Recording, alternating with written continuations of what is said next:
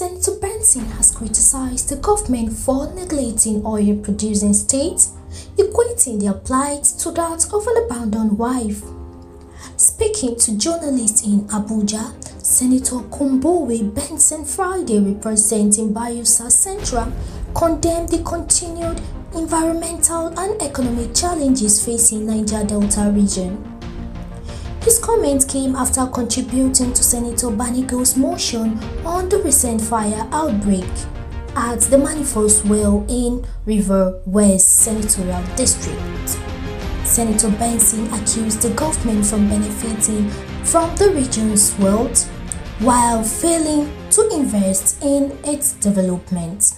The motion speaks for itself because of the recent outbreak of an oil spill from Manifold Well 8-Bug 001 in OML 18 Bokuma, Agom Rivers West Senatorial District, as it was moved by Senator Banigo. As all of you are aware, these are things that always coming up from time to time. Oil spill is no longer a news in Nigeria. It's a recurring decimal. But the problem there is the attendant issues. When they occur in their number and in different villages, how as the government and the oil exploration and exploitation companies been attending to these issues. And so that has been the problem.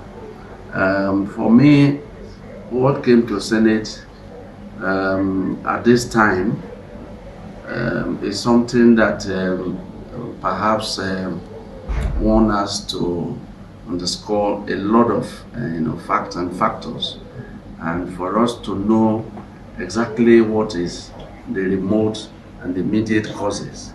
And that was why I have to expose or reveal a lot as what is happening in the area. Right from when I came to know about oil exploration activities in the Niger Delta, as a small young man, young boy, so to say, what we hear is sell go pay. Sell go pay. That is what we hear. Sell go pay. Sell it go pay. Not even sell go pay. Sell it go pay. So what will they pay? We didn't know that they were referring to the damages that they were doing to the environment, particularly the farmlands and the economic trees that they were destroying, that they will pay. And so nobody should disturb them. And that was how our mothers, our fathers kept off from the environment that they are working or they have been working. But over time, the sell go pay only ends up in very small, abysmal, monies here and there, which will even make the community people to quarrel and fight among themselves. That have been the issue. And so the issue that came into discussion in the floor is about whether there was sabotage or that it was a normal occurrence. And I, as much as I know, sabotage sometimes occur in some certain places. And because of the long stay of the facilities that have been put in place, they also erode or corrode, and they explode by themselves, or they spill as much as nobody would even expect. And so these are things that happen every now and then. But to ascertain anything like sabotage, there are agencies of government that have been put in place. And so when those agencies are called upon, they will visit the site as they used to do. They will visit the site and then come up with their different reports to ascertain whether or not the spill was actually a sabotage.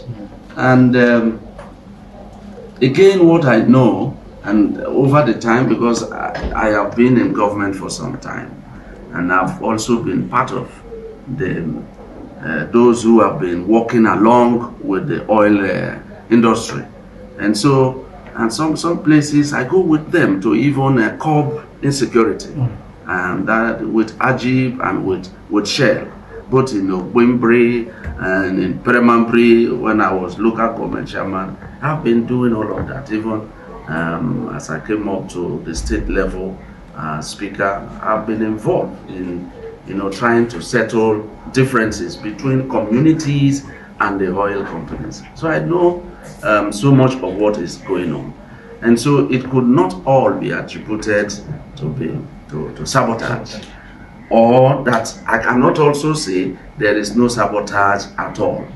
But the issue is that when any spill occurs, it has to be properly investigated before you come up with any form of findings. And that is how it is. But Nigeria is not willing. Nigeria is not willing to attend to the issues of the local people, the host communities. No matter the laws that have been put in place, all of those laws, host community laws and all of that, are not attending to the issues, the needs of the people. The people don't have water. What host community law are you putting? The people don't have water. Your activities have created a situation where the water that naturally they were drinking is no longer drinkable. You have taken the bushes. Like I said, everywhere they have painted and have placed danger, keep off.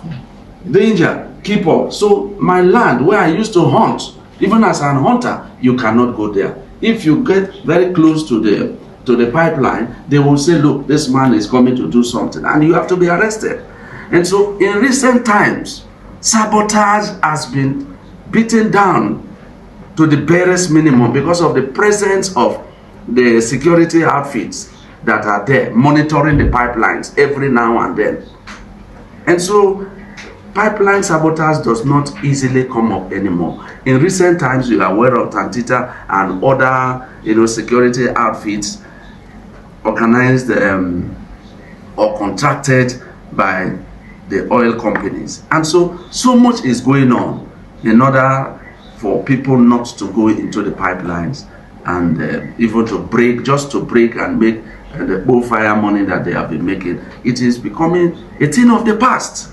And so my take is that governments still have to do more. The boys in the villages are just there without some form of reparation. Nothing is happening there.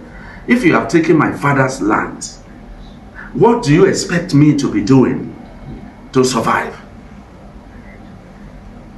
What do you expect the local man, the man that does not even go to school? You have taken the creeks, you have taken the swamp, and even the farmlands. So what are you expecting from those people? And let me tell you, some of these facilities are just lying as you can line up the phone on the bare floor. They are just lying like this. You see the thing, like if you go to Biseni, you go to all those places that ELF was operating. Now Ajib is also there, Shell is there, all those companies are there, and then the pipelines are just on the floor. So what do you expect the people to do? Aggrieved people? People who have no food to eat? But inside the pipeline there is so much, hundreds of billions and trillions. I'm not here to encourage anybody to do anything bad, but Nigeria has to do a lot more to encourage. If there is any study anybody has to do outside, because oil activities or oil exploration activities are not only in Nigeria, they are all over the countries. How are the other countries attending to the environment, attending to their people, the host communities, that there is peace? Nigeria has to study, they have to learn on how to attend to these issues. The little glimpse of what they are seeing today is because of the amnesty Yaradua gave to those boys. And because nobody wants to die, everybody wants to survive. Give me a commensurate measure for me to survive. That is the cry of the people. Nobody wants to go and sabotage anything, but I have to survive. I have to live. While Nigeria is living, we have to live. Senator Benson remark highlights the ongoing frustration in the Niger Delta while communities continue to suffer from the oil-related disasters and a lack of government support. It aside Rejoice Eneki reporting for the Premier News.